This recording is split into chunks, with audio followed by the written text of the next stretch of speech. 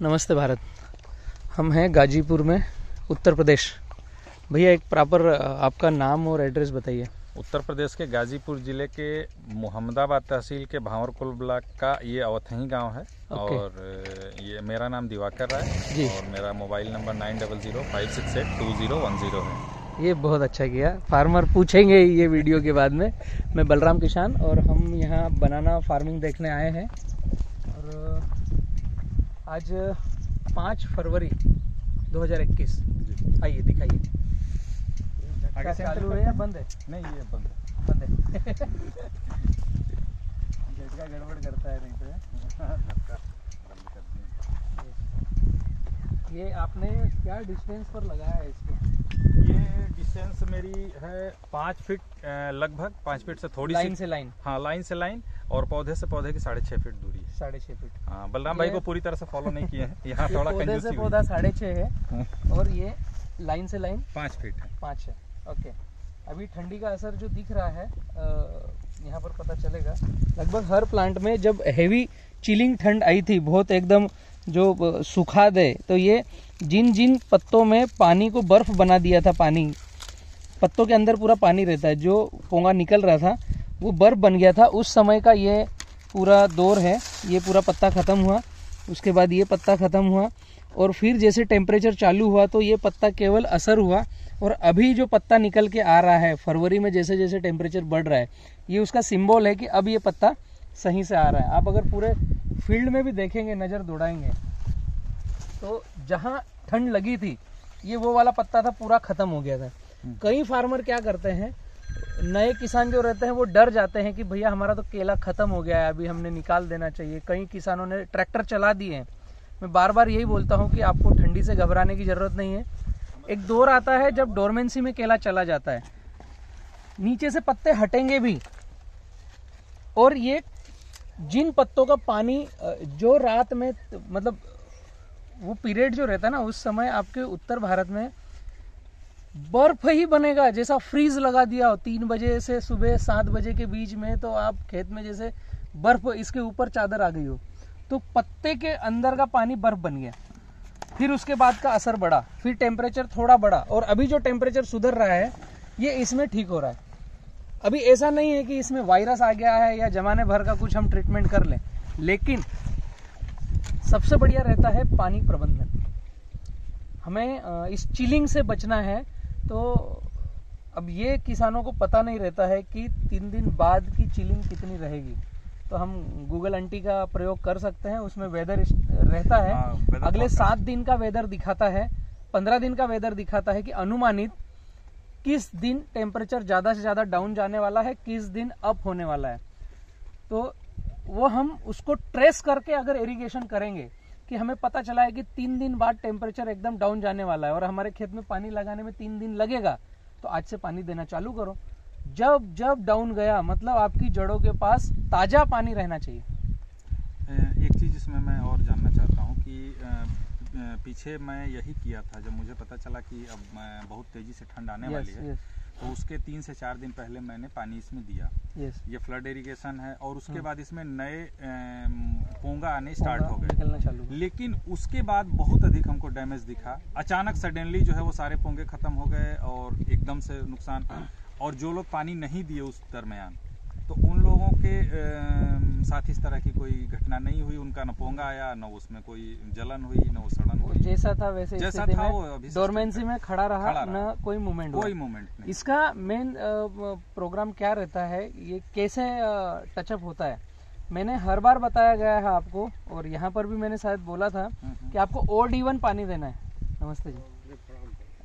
OD1 पानी देना है। जैसे आपके पूरे खेत में अगर 50 लाइनें हैं तो 25 लाइनों को भिगो दो, 25 लाइन खाली रखो। मतलब 1 नंबर खाली है, 2 में पानी दिया, 3 खाली है, 4 में पानी दिया।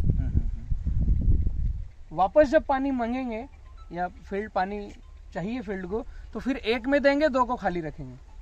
फ्लड इरिगेशन इससे बेस्ट विधि कुछ नहीं है। अगर ये किया हमने तो न ज्यादा पानी से गड़बड़ होगी, न कम पानी से रुका हुआ रहेगा, बैलेंस रहेगा, वो एक साथ चलने की कोशिश में जो हमारे प्रैक्टिस में जो समस्या है कि हम लोग स्टार्ट किए थे आपको फॉलो करके, उधर स्टार्ट किए लगभग माने 20 मीटर 15 मीटर जाते जाते ये नाली चूंकि ऐसी तो इतना बढ़िया ड्रेनेज सिस्टम है नहीं, ओवरफ्लो करके दूसरे वाले में, दूसरी ये काली मिट्टी इसमें क्रैक होता है तो पानी अंदर से ही उसमें चला जा रहा था।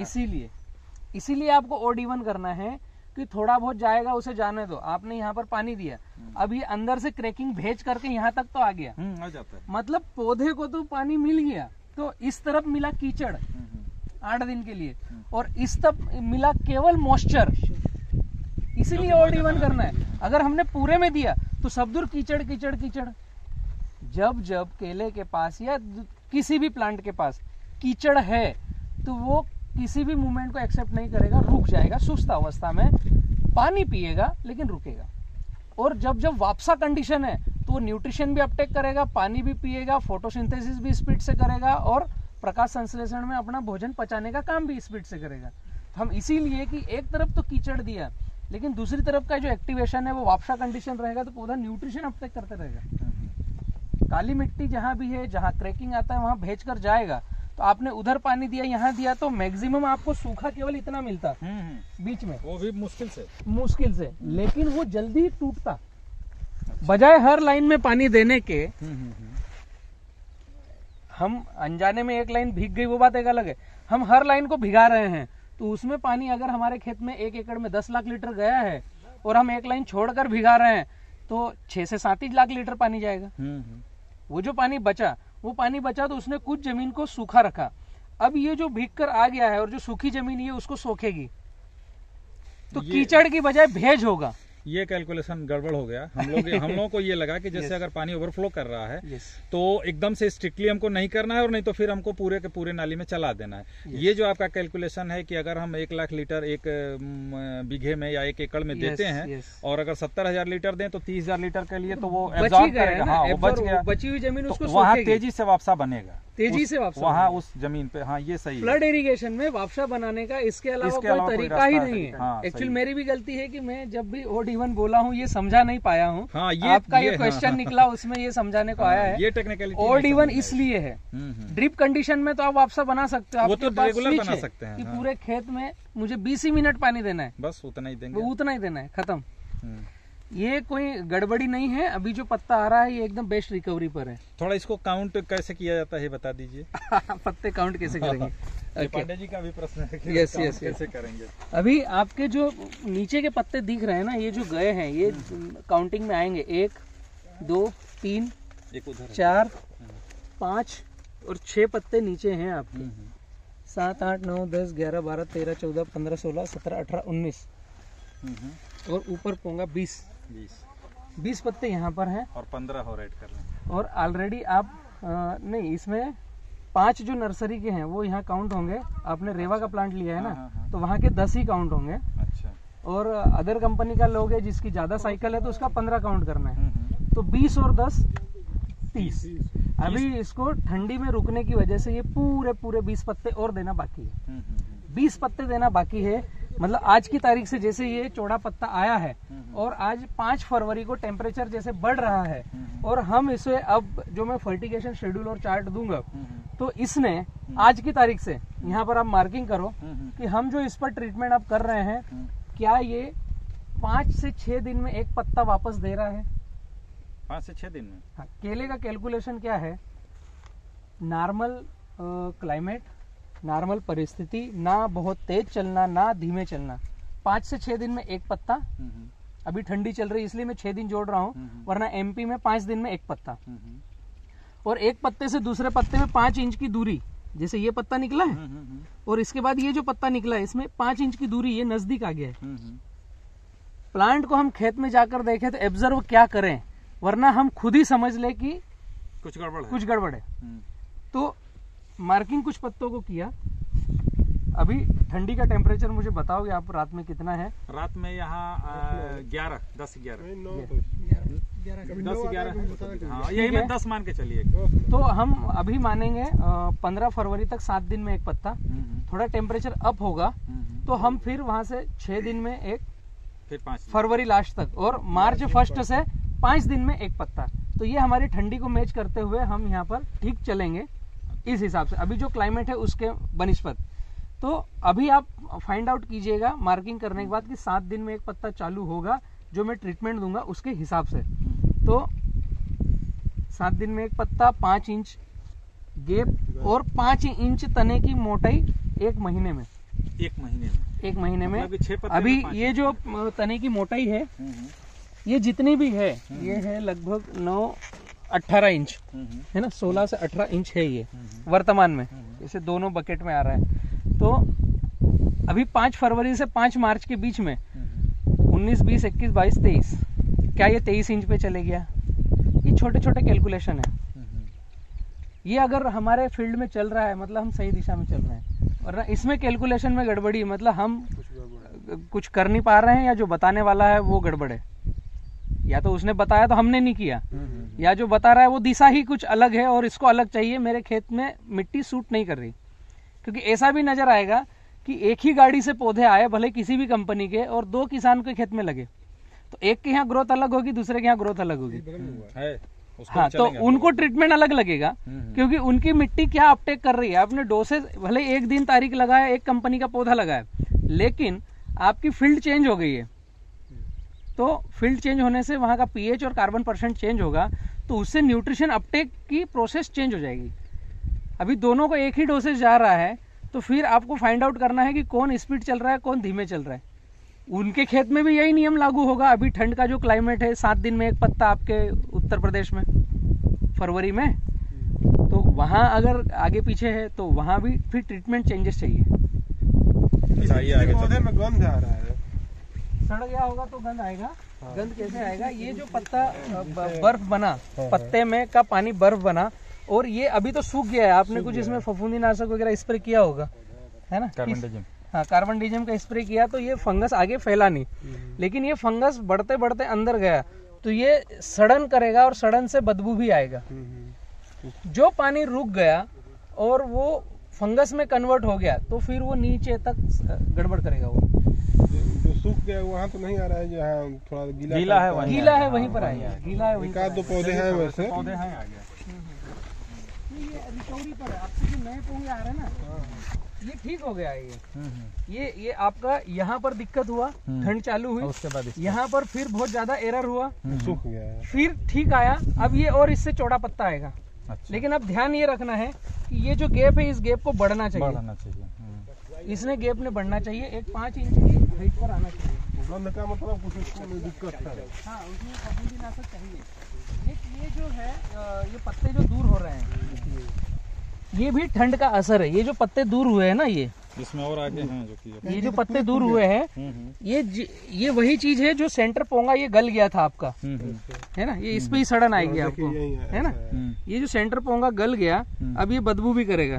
ये जिस समय गला होगा उस समय पूरी बॉडी को ठंड लगी ना, पूरी बॉडी को ठंड लगी, तो यहाँ की भी पेशी मरी है। ये जो पेशी मरी है, तो ये पत्ता पूरी बॉडी के साथ ऊपर चढ़ना रुक गया है, वहीं पर स्टॉप हो गया है। अब स्टॉप हो गया तो हुआ क्या है कि यहाँ से आपके तने का तो विकास हो रहा है, क्योंकि इसके बाद ये मूवमेंट आया ना, ये इतना बड़ा तने का विकास हो रहा है, और ये पत्ता रुक गया है। अब ये हरा भरा है, लेकिन इसमें इंजरी आ गई है, ये ठंडी की स्कॉर्चिंग आ गई है। ठीक है, स्कॉर्चिंग आने से ये अब साइज नहीं लेगा, जिंदा है साइज नहीं लेगा, और तना बढ़ेगा तो ये अपनी जगह से छूटेगा और ढीला होगा, और एक समय के बाद ये यहाँ से रिवर्स देना चालू होगा और सूख जाएगा। जैसे ये रिवर्स देना चालू हो गया है, ये जो सूख रहा है ना, ये रिवर्स दे रहा है अपने प्लांट को, और धीरे धीरे पूरा सूख जाएगा, क्योंकि उसकी बढ़वार नहीं हो रही है और तना बढ़ गया है। जैसे ये फटना भी चालू होगा, ये तना बढ़ गया है तो ये फट गया है, ये फट गया, फटेगा ही, क्योंकि जो पत्ता ठंडी की चपेट में आ गया। अगर इस पत्ते को देखोगे तो आपको लगेगा वायरस है इसमें। हाँ, यही वायरस का तमाशा बना हुआ है। ऐसा कुछ भी नहीं है, इसमें पानी है, ये हाँ, देखिए इसमें तो पानी ये ओस का पानी तो रहेगा, जो रात में ओस आ रहा है, पौधे हो गए जो छोटे थे, लेकिन ये वायरस नहीं है। ये ठंडी का असर है केवल। रिकवर हो जाएगा, 100% रिकवर होगा। ये जो नया पत्ता आ रहा है आपका, अगर इसके अंदर देखोगे आप, ये जो पत्ता है ये क्लीन है, एकदम ग्रीन है। ये ठंडी का जो ज्यादा छोटे पौधे हैं, ये कैसे अगर हम लोग समझे कि मतलब वायरस है, ये ये वायरस है ही नहीं। अभी जो आएगा तो कैसे समझेंगे? मैं बतलाता जो वहाँ पर वो बड़े पौधे में बतलाया, वही चीज इसमें भी हुई है। आपको पत्ते ये छूटते दिख रहे हैं ना, अभी ये यहाँ से डंडा निकल रहा है, ये डंडा अलग दिख गया आपको। अब ये पत्ता जो बड़ा भारी होकर के आएगा, यहाँ से आप देखोगे तो ये डंडा मूवमेंट अलग लेकर के आएगा, तो पुराने पत्ते जिनमें इंजरी हुई है, ठंड का शॉक लगा है, वो बढ़ेंगे नहीं, वो रुकेंगे वहीं, और डंडा बढ़ेगा तो वो अपने आप जगह छोड़कर ढीले होंगे और छूट जाएंगे वो। तो ये जो पत्ता जब छोड़ देगा तो इसकी मोटाई पर अंतर पड़ेगी क्या? बिल्कुल अंतर आएगा, जितने ज्यादा पत्ते होंगे उतना मोटा होगा। तो प्रोडक्शन पे भी अंतर आएगा? प्रोडक्शन पे अंतर आएगा जरूर, लेकिन अभी इसका है बचपना। अभी यहाँ से आपको मोटाई और पत्ते और काम डाउन सभी मिल रहा है। जैसे ये बड़े पौधे का भी बोलूं तो अभी इसमें 20 पत्ते बाकी है फ्लावरिंग देने के लिए, इसमें 20 पत्ते बाकी है। और इसकी बात करूं तो मैं इसमें 25 से 30 पत्ते बाकी है, 25 पत्ते आराम से आएंगे। ये भी सही तो ये जो उम्र बची है ना, केले में उम्र कैसे काउंट होगी? पत्ते से। कैसे समझ में आएगा? इसलिए कि मैंने मध्य प्रदेश में केला लगाया 1 जुलाई को, और आपने यूपी में केला लगाया 1 जुलाई को, ठीक है। दोनों जगह क्या हुआ है कि मध्य प्रदेश में टेम्परेचर होने के कारण जल्दी जल्दी पत्ते आ गए। तो पत्ते आ गए तो उसकी 1 फरवरी को फ्लावरिंग आ गई। और यूपी में टेम्परेचर न होने के कारण, टेम्परेचर कम होने के कारण पौधा रुका और उसकी फ्लावरिंग आई आपकी बाद में। तो एक ही कंपनी, एक ही लैब से पौधा आया हुआ, लेकिन पत्ता नहीं छूटा, मतलब उम्र आगे पीछे हुई ना। इसकी उम्र काउंट होगी केवल पत्ते से। और आप अगर इसको ठंडे में रखे रखो, मतलब जहाँ एसी चल रहा हो, इस कमरे में ट्यूबलाइट में रखे रखो, तो 4 साल में फ्लावरिंग नहीं आएगी। अच्छा, वो ज्यों का त्यों पड़ा और पत्ता नहीं निकला, मतलब वो उम्र नहीं बढ़ेगी, उसकी उम्र स्लो चल रही है, धीमे धीमे धीमे चल रही है, काम डाउन रुक गया। अच्छा ये बताइए, ये देखिए इस तरह के पौधे जैसे अब हमारा इस तरह के और ये पौधा एकदम छोटा हो गया है। इन पौधों को क्या करना है, अपन वो लाए नहीं है कीची, इनमें अभी सड़न बाकी है। ये जो है ना, ये गीला है, सड़न बाकी है, तो यहाँ पर फफूंदीनाशक चाहिए। तो एक अगर इसको कट किया यहाँ से, जहाँ पर सड़न है इस जगह तक होगी, कट किया, और फफूंदीनाशक का 2-in-1 फफूंदीनाशक, सिस्टेमेटिक और कॉन्टेक्ट स्प्रिंट सबसे बढ़िया है। उसका स्प्रे किया काटने के बाद, नया पोंगा एकदम हरा आएगा और उसको धूप लगेगी तो उसमें फंगस गैंग नहीं करेगी, वो पतला भी नहीं रहेगा और सफेद भी नहीं रहेगा, और हरा पत्ता निकलना चालू होगा। तो इसको काट दें? बिल्कुल, यहाँ से कट जाएगा ये, और उसके बाद स्प्रे करना है। हम लोगों को लगा कि वो 20 रुपया काट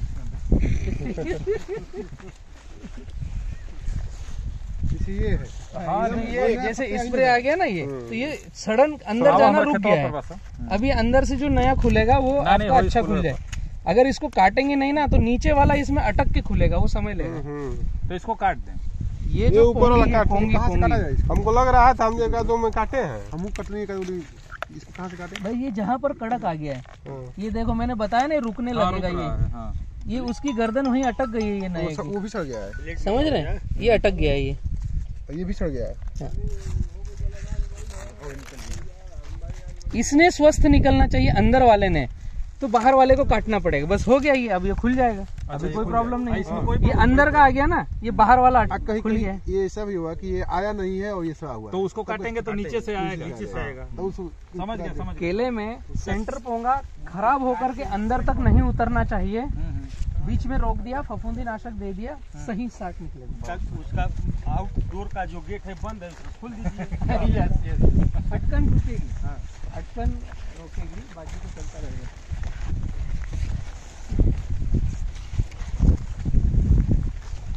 आप इसको आगे से कोशिश कीजिए, केवल OD1 पानी पीजिए, कोशिश करते हैं, क्योंकि ये क्रैकिंग दोनों तरफ बराबर है आपको। भैया CMV वायरस में होता क्या है? कुछ नहीं होता है, पौधा सही चलता है अगर आप ट्रीटमेंट करोगे। और है क्या मतलब? पत्तों पर रेशे आएंगे। अभी मैंने ताजा वीडियो डाला है 1879 नंबर का, उसमें पूरा वो पत्तों का कलर वलर सब दिखाया हुआ है। खेत पर बन जा। हाँ सर, इसको थोड़ा ये मॉडल ये सेम है, वही समझ। ये वही है जो वहाँ पर मैंने बताया आपको।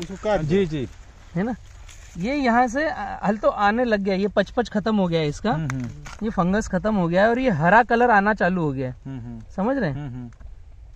ये तो खुल ही गया है, इसको नहीं काटेंगे तो चलेगा। अच्छा, लेकिन जो ऐसे लिपट के आ रहा है उसको और काटना पड़ेगा। अभी भी उसमें मॉइस्चर बाकी है, उसको कट करना है या खोलना है। और ये वाला पानी वो तो रुकेगा, वो पानी इससे कोई आपने नुकसान डाला नहीं नहीं है, वो ओस का पानी मतलब इकट्ठा होकर वहाँ पर गया है। यदि काटने के लिए बोलेंगे तो कितने लोग यहाँ क्या कर देंगे, हम ही कर देंगे, इसको हरे वाले को भी काट देंगे। हरे वाले मैं इसीलिए बोल रहा हूँ मैं, खोल के पहले देख लेना है। हाँ एकदम ऊपर की चोंच को हाथ लगा के देखना है बहुत गीला है क्या, और गीला कहाँ तक है, वहाँ तक या तो उसको खोल दो या उसको साफ कर दो। हरा दिख रहा है बस छोड़ दो, हम 4-5 ऐसा नीचे नहीं जाना है, हरा दिखा वहाँ पर छोड़ दो। अब भाई जब आ ही रहे हैं तो इसमें अच्छा ये देखिए कि जैसे हमारा उधर से प्लाट ये है और यहाँ डाउन हो रहा है, तो ये इसका क्या रीजन होगा और इसका कैसे फर्टिगेशन, जैसे यहाँ से आगे के हमारे लगभग 2,500 प्लांट्स जो है वो ठीक है, 2,500 से 3,000। इधर थोड़ा स्लो वैसा और ये चूंकि डाउन भी है, यहाँ पानी भी लगता है सिंचाई में, हर बार पानी रुकता है।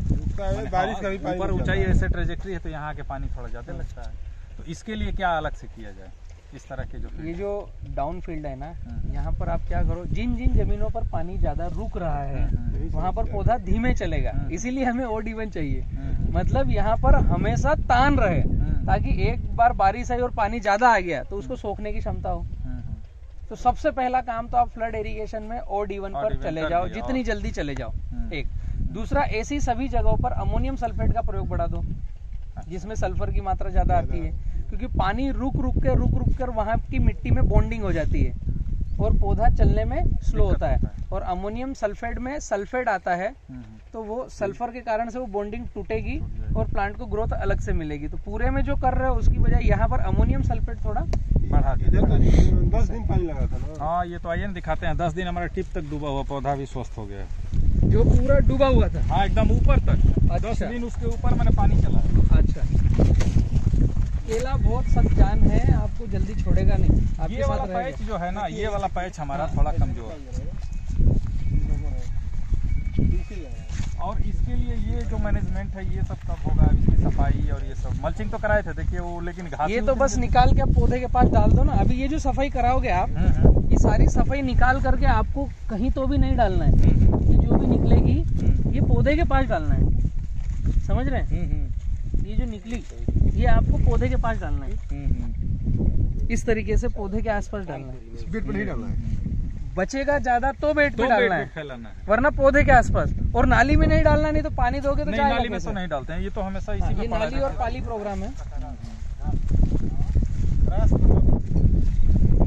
ब्रश कटर जैसे ये है सर, इसको कहाँ तक काटा जाए? देखिए नहीं, इसमें हरा पत्ती नहीं दिखाई दे रहा है। इसका आपको क्या करना है, ये जैसे छीलेंगे आप, ये छीलते गए तो ये आपको दिखेगा ये यहाँ पर आ गया है, देखो मिल बस ये खुल गया, खत्म हो गया काम इसका। अच्छा ये ऊपर वाला ये हरा आ गया ना, अब इसके बाद में इस पे फफूंदीनाशक का स्प्रे चाहिए।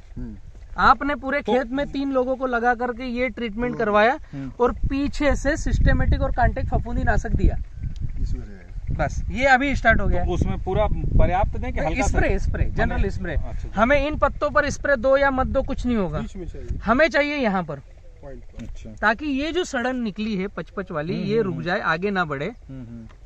और नीचे से फिर बूस्टर चाहिए फर्टिलाइजर का, ताकि ये भगे। तो उसको वो क्या होगा, बूस्टर डोज? ड्रेंचिंग देना पड़ेगी। ड्रेंचिंग। हाँ, इस परिस्थिति में मैं पूरे उत्तर भारत के लिए बतला दूं क्या फर्स्ट एड ड्रेंचिंग है कि हम आज से चालू करें। 150 लीटर पानी लेना है आपको। एक्चुअली इसकी ड्रेंचिंग का मतलब क्या है कि इसकी रूट को डिजाइन करके जल्दी भगाना है, तो वो भगाएगा फास्फोरस। बेस फर्टिलाइजर हुआ तो धीमे चलेगा, उसका बॉन्डिंग तोड़ करके एसिड फर्टिलाइजर देना पड़ेगा। दूसरा, इतनी ठंडी से आगे लड़ाई लड़ने के लिए हमें सल्फर चाहिए, तो अमोनियम सल्फेट सबसे बेस्ट आएगा।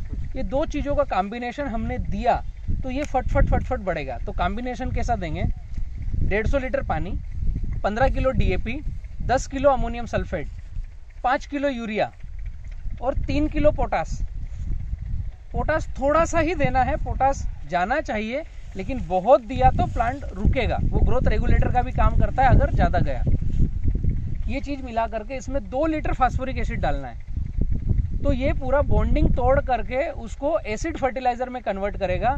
और हमें जब खेत में ड्रेंचिंग करना है उसके 2 घंटे पहले 100 ग्राम पोटेशियम ह्यूमेट सरल भाषा में हुमिक एसिड, जिसमें पोटेशियम आता हो। एक सिंगल हुमिक एसिड आएगा, एक पोटेशियम हुमेट आएगा। तो ये आपने कॉम्बिनेशन बनाया, 1 घंटे में पूरा घुल जाएगा। और जिस तरफ पानी देंगे, जैसे ये OD1 में आप पानी इस तरफ देंगे, तो पहले ड्रेंचिंग यहाँ करना है 200 ml, ऐसे तने पर नहीं करना है, जहां हमारे पानी की नमी जा रही है। समझ रहे हैं? अच्छा, यहाँ नाली पे जहाँ, हाँ ठीक है भाई, पानी तो यहीं से उसे सोख कर नीचे ले जाएगा ना। ले जाएगा, हाँ। भाई, हमने यहाँ पर दिया तो यहाँ पानी ही नहीं जा रहा है, हाँ, तो उससे कोई फायदा नहीं। पानी यहाँ पर जाएगा। ये चीज बहुत इंपॉर्टेंट है कि आप कहाँ पर दो, ताकि पानी उसे लेकर जाए। और जिस तरफ पानी दे रहे हो, जैसे यहाँ पर दिया, फिर यहाँ पर दिया, फिर यहाँ पर दिया, क्योंकि ये नाली में पानी जाएगा। और फिर अगली बार नहीं उस मिलेगा नाली तब में। क्या किया और जाएगा? ये कि अगर उत्तर भारत में नहीं मिल रहा है हम लोगों को, हाँ। तो क्या करें? फास्फोरिक एसिड नहीं मिल रहा है तो आप फिर बेस फर्टिलाइजर को नहीं लेंगे, आपको डायरेक्ट वाटर सॉल्युबल लेना है, माने NPK। हाँ, NPK। तो उसमें आएगा 1261 और अमोनियम सल्फेट तो मिलेगा ही। अगर अमोनियम सल्फेट नहीं है तो यूरिया सल्फर।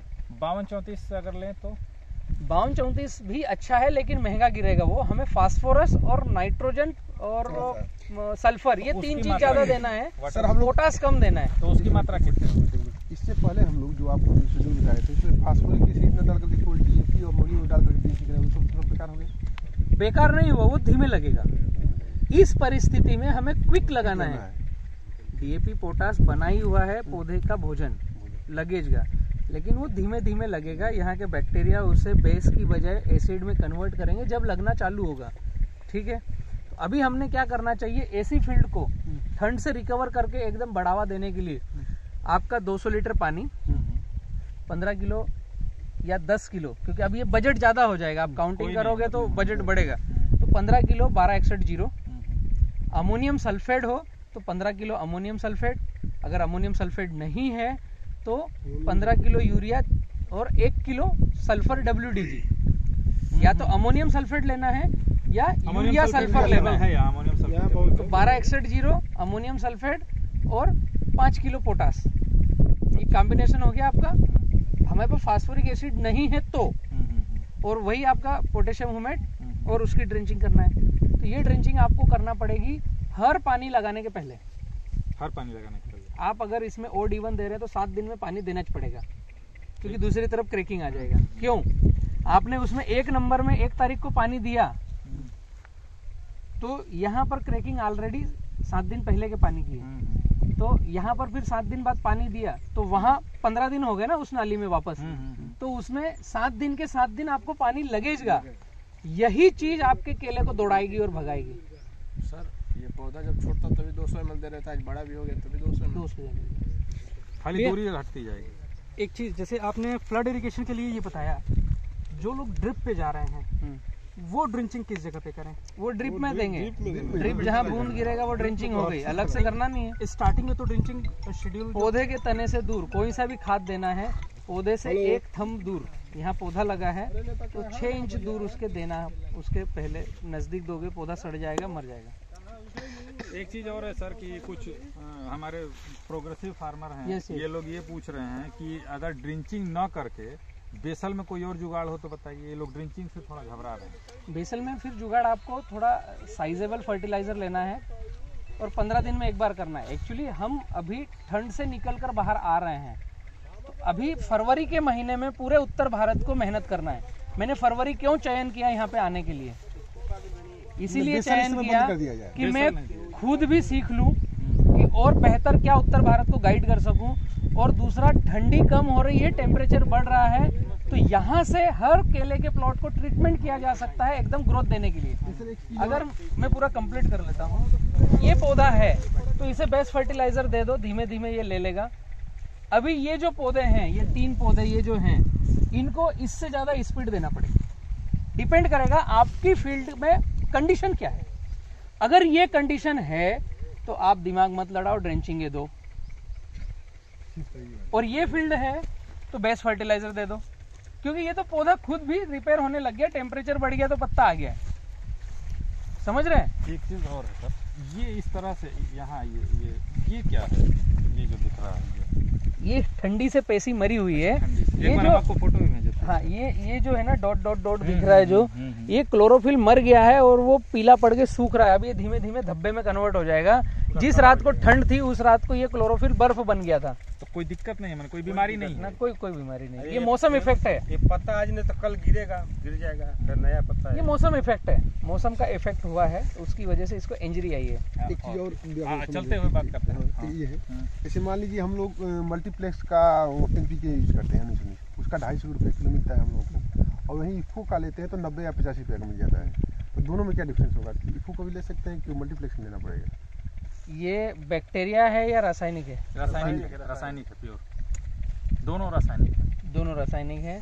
दोनों में कंटेन 19 है। बिल्कुल। और एसिड फर्टिलाइजर है दोनों, और दोनों अच्छी कंपनियां हैं।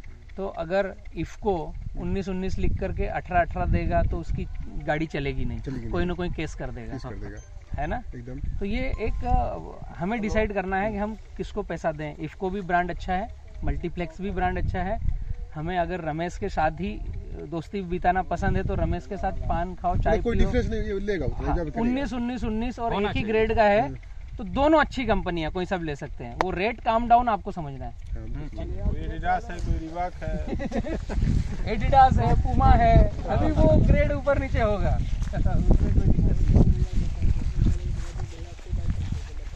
पानी वाला हिस्सा यही था। यही हिस्सा है सर, यहाँ से स्टार्ट हो रहा है और ये टिप तक डूबा हुआ था। ये पौधा पूरा ऊपर तक डूबा था 10 दिन ऊपर तक। इस पे पानी लहर मार रहा था एकदम। ऐसे हम लोग के जितने प्लाट लगा 60% प्लाट और 60% प्लाट में, लेकिन इतना जैसे पूरी पत्तियां डूब जाना, ये सर्टेन ये यहाँ एरिया, उसके बावजूद ये चल रहा है ना। उससे ज्यादा बेटर वो खुला था और ये डूबा हुआ था, लेकिन उससे बेटर ये है।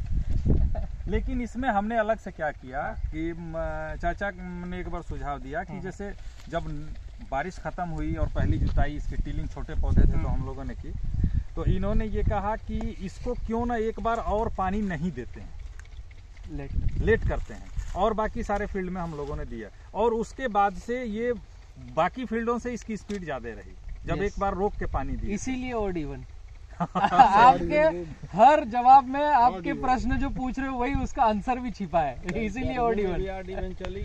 मई जून में भी इवन की खाली पूरा साल भर चले तो बेहतर, चले तो अच्छा है। ड्यूरेशन घट जाएगा।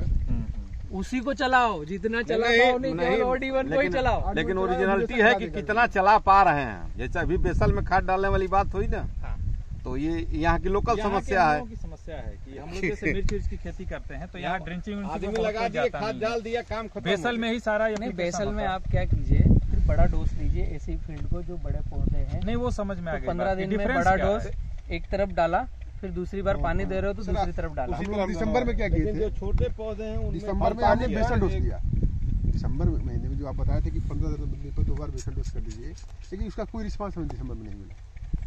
रिस्पांस दिखेगा नहीं, मिला तो है, मिला तो है एकदम से। तो जैसे बूढ़ा भैया थे, कहते दिसंबर में खाद मत दीजिए, कुछ होगा नहीं उसमें। हाँ, पौधे नहीं दिखते। ओड इवन पानी वो गड़बड़ हो जा रहा है, ग्रोथ हो जा रहा है, तो ये सबसे बड़ी गड़बड़ी क्या हुई है हमसे, मैं आपको बता दूं। मैं आप लोगों के पीछे नहीं लगा, आपको करवाना था मैंने। हाँ, वो गड़बड़ी हुई। एक तो डिस्टेंस और मेंटेन करो।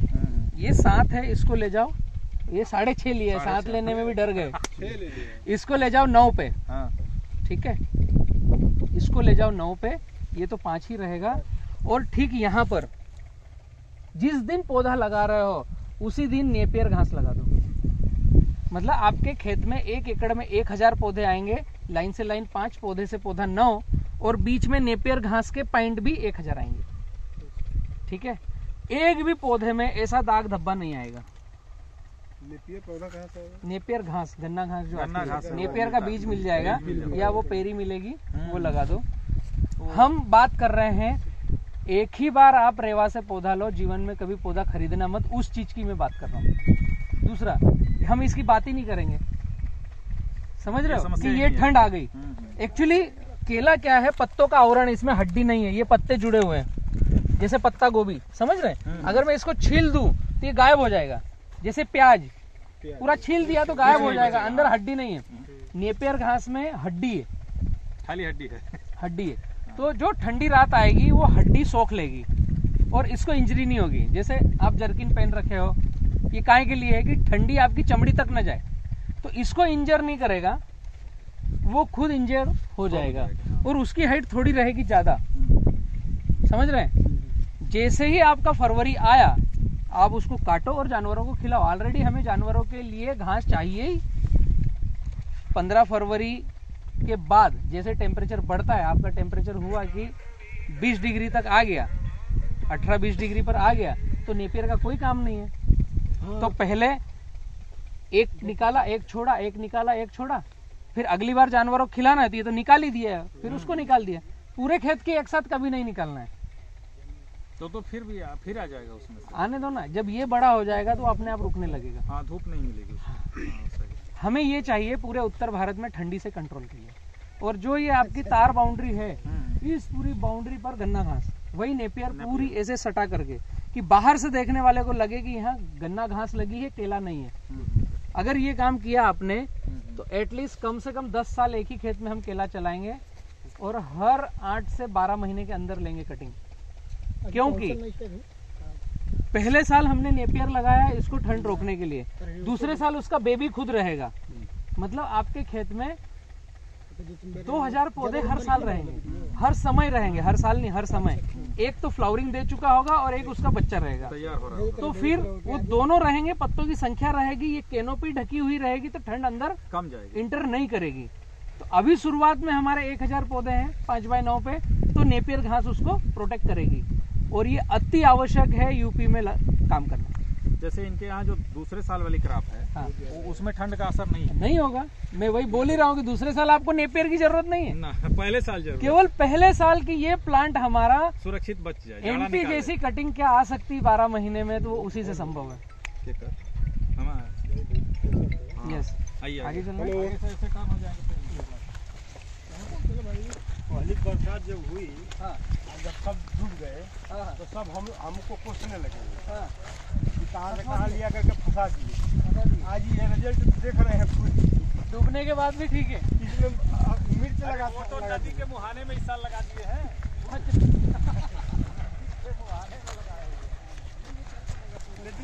इस खेत में मिर्च लगाते हैं। इसको मान के चले।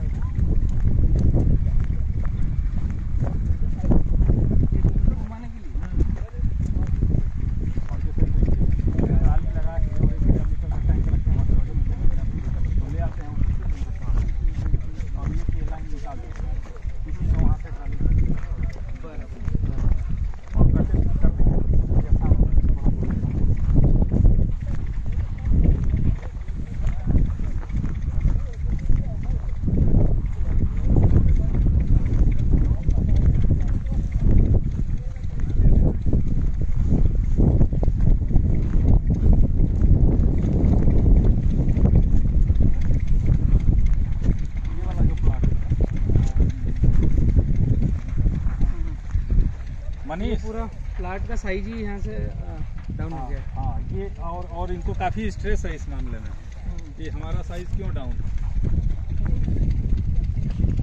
तो इसमें क्या ये नहीं कर पाए हैं या क्या छूट गया है या ये क्या सही में इनको चिंतित होना चाहिए? आपका है? हाँ, ये क्या सही में इनको चिंतित होना चाहिए अपने इस परफॉर्मेंस से कि ये ठीक है, हो जाएगा, बेहतर हो जाएगा? नहीं, ये जो चाहिए वो तो मैंने और भी यूपी के कई सारे वीडियोस देखे हैं। यहाँ पर नेपियर घास अगली फील्ड में हम लगाएंगे। हाँ, वो कोशिश की। तो ये जरा भी नहीं होगा। लेकिन ये जो हुआ है ना, डाउन हुआ है, रुका है, मतलब ये खत्म नहीं हुआ है। ये ठंडी के कारण, चिलिंग इंजरी के कारण रुका है। आपका नया पोंगा चालू हो गया है। यहाँ से जो ठंडी ने गड़बड़ किया वो यहाँ तक था, उसके बाद तक था।